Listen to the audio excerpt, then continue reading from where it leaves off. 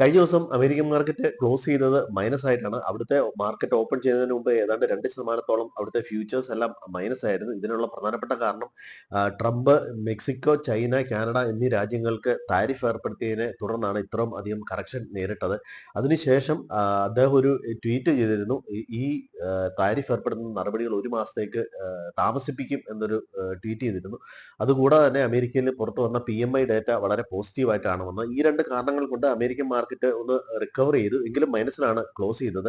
ഇതിന്റെ ഒരു influence Asian മാർക്കറ്റിലും കാണാൻ പറ്റും. ഏഷ്യൻ മാർക്കറ്റും ഒക്കെ പോസിറ്റീവായിട്ടാണ് ഇപ്പോൾ ട്രേഡിംഗ് നടക്കുന്നത്.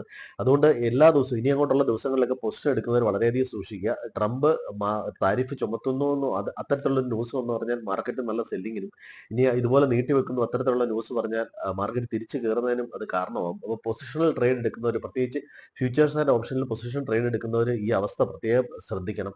കാരണം പ്രീമിയം വളരെയധികം പോകും ഈ പ്രത്യേകിച്ച് ഈ ഫ്യൂച്ചേഴ്സ് ട്രേഡ് ചെയ്യുമ്പോൾ. അപ്പോൾ അതുകൊണ്ട് വളരെയധികം ശ്രദ്ധിച്ച് പൊസിഷൻ എടുക്കുക. മാർക്കറ്റിൽ ഓരോ ദിവസവും വോളറ്റാലിറ്റി കൂടാനുള്ള സാധ്യതയുണ്ട്. മാർക്കറ്റ് കൺസോൾട്ടേഷൻ രീതിയിലേക്ക് പോകാനുള്ള സാധ്യതയും കൂടുതലാണ്.